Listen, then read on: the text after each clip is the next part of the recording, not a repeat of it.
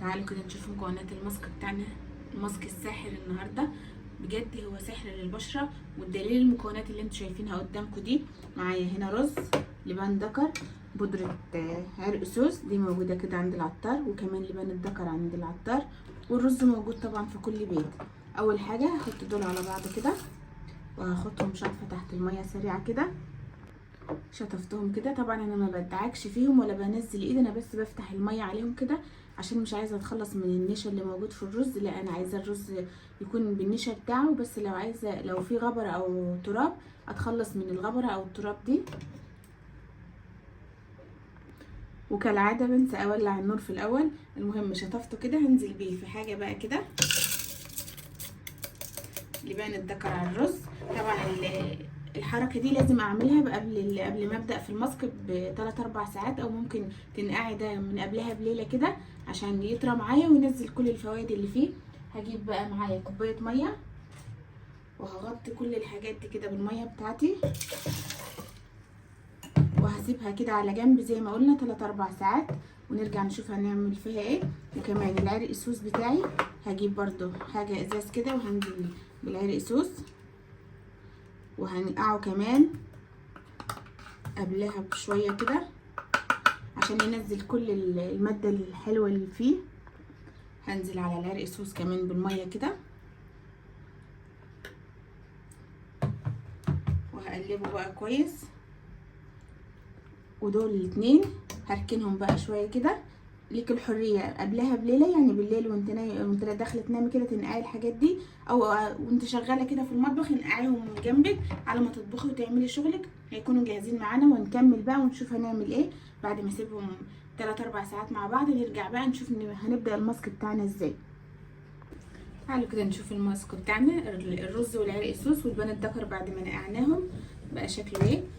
عايزه اوريكم ده شكل الميه بقى عامل زي الحليب كده، ولسه دلوقتي لما نضربوه. وده شكل ميه العرق سوس بقت بني بالشكل ده. خلاص العرق سوس نزل كل الفوائد اللي فيه. هحط بقى ده على ده. طب ما نقعتهمش ليه من الاول مع بعض؟ عشان تشوفوا شكل الميه هيبقى عامل ازاي. هقلب بقى كده، وهنزل كله على بعضه كده، وهديله تقليبه، وهاخد كل المكونات الجميله دي على الخلاط او في الهاند بلندر، بالهاند بلندر كده، وهضربها.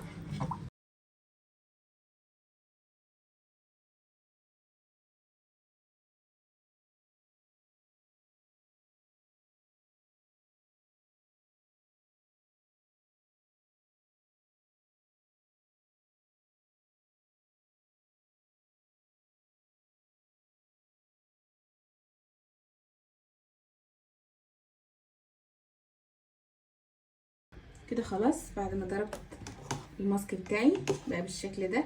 شايفين كده بقى عامل زي الحليب تماما، لان خدت كل الفوائد اللي في الرز واللبان الدكر كله كده ضربته. هجيب مصفى بقى ضيقه واصفي كل الخليط ده في حاجه كده اقدر ارفعها على النار. اصفي كل الشوائب اللي فيه، اتخلص من الشوائب دي لاخر قطره هاخدها انا عشان استفاد بيها. لازم تكون المصفى بتاعتك ضيقه عشان ما تنزلكيش اي شوائب من دي وتضايقك بعد كده وانت بتحطي الماسك على بشرتك. تعالوا بقى نرفع الماسك بتاعنا الجميل ده. عايزه تضيفي له نشا تمام، مش عايزه هو كده كده الرز اللي فيها يخليه سميك. تعالوا بقى نرفعه على النار ونشوف هنكمل ازاي مع بعض. كده خلاص رفعت الماسك بتاعي على النار وبقى بالقوام السميك ده. انا لو عايزاه اتقل من كده زي ما قلت لكم كنت ضفت معلقه نشا او دقيق، بس هنا الرز لما ضربناه هو اللي خلاه سميك كده، وانا مش عايزاه يكون اسمك من كده لان لسه هيبرد وهيدخل التلاجة. طبعا الماسك ده بيقعد معاكي في التلاجة اسبوع. اما يبرد تماما ويدخل التلاجة هيجمد عن كده، واقدر اوزعه على بشرتي باريحيه. وكمان ممكن احط منه طبقه او 2 كمان حتى لو خفيف، استنى بس يشد شويه وارجع احط كمان طبقه عشان استفاد اكتر. هسيبه بقى يهدى تماما تماما وارجع اوريكم قوامه بقى شكله ايه، ونحطه كمان على ايدينا مع بعض ونشوف النتيجه بتاعته. تعالوا كده نشوف الماسك بتاعنا بعد ما برد تماما. دلوقتي اقدر بقى استعمله على بشرتي او على ايدي او على اي حته في جسمي. ايوه الماسك ده بيتحط على اي حته في الجسم عايزه تفتحيها وتشديها. طبعا زي ما قلنا بيفتح، بيشد البشره، بيخلصك من التجاعيد لو عندك اثار حبوب، لو عندك بهتان في بشرتك، لو بشرتك بهتانه، حاسه ان انت بشرتك مش صافيه، عندك زي ما قلنا اثار حبوب، عندك مسام، هيخلصك من المسام مع الاستعمال. مره في مره هتلاقي المسام خلاص اختفت وبشرتك بقت ناعمه زي البيبيهات. بجد سهل وبسيط لكن فوائده كتيره جدا جدا. عدي بقى اي مشكله عندك، حتى على الهالات كمان انا بحط منه تحت عيوني.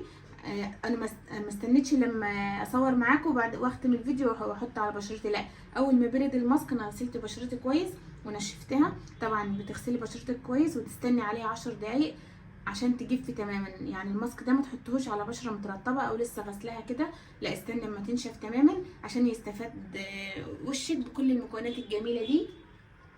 غسلت بشرتي اول ما برد زي ما قلت لكم، ودلوقتي انا بكلمكم والماسك على وشي دلوقتي حاسه ان هو ابتدى يشد البشره كده. عايزه اختم معاكم قبل ما ينشف بقى خالص وما اعرفش اتكلم، لان هتحسيه بيشد بشرتك وانت قاعده كده. وزي ما قلت لك تقدري تحطي منه طبقتين وثلاثه وانت قاعده كمان.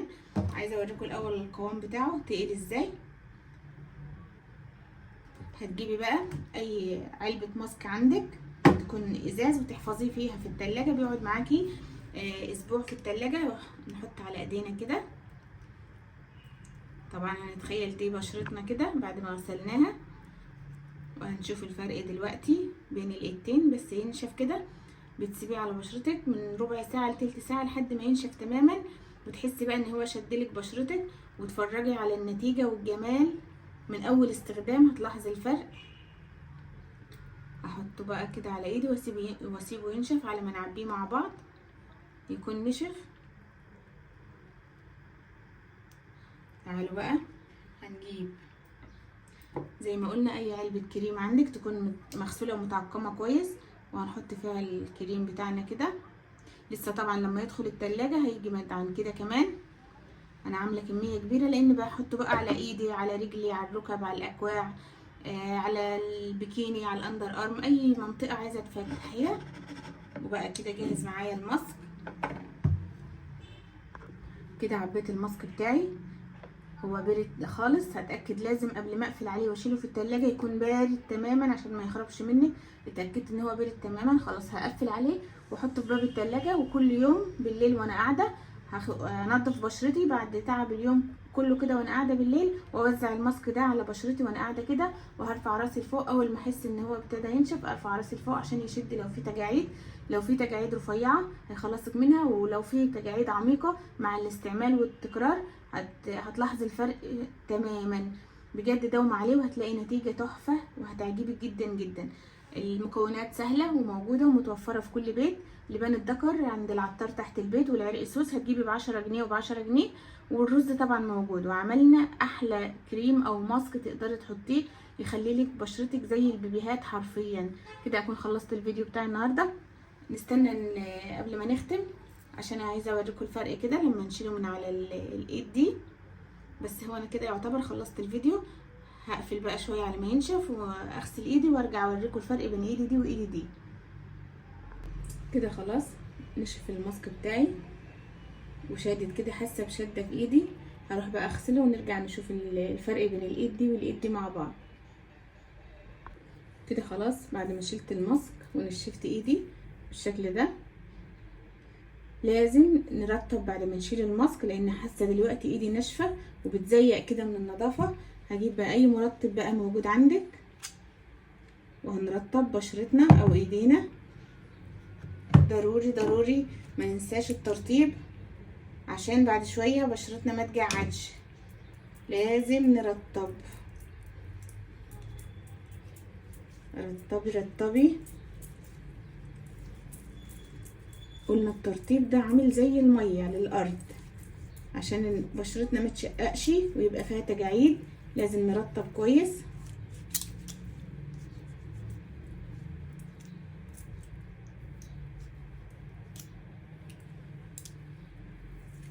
بالشكل ده بقت ايدي ناعمه وجميله وفيها نضاره طبعا من اول استخدام حاسه بنضاره وفرق كده بين الايدتين، شايفين؟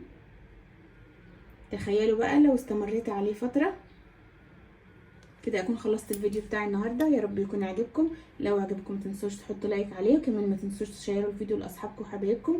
كمان ما تنسوش تروحوا على اول تعليق هتلاقوني سايبه كل لينكاتي. وسلام.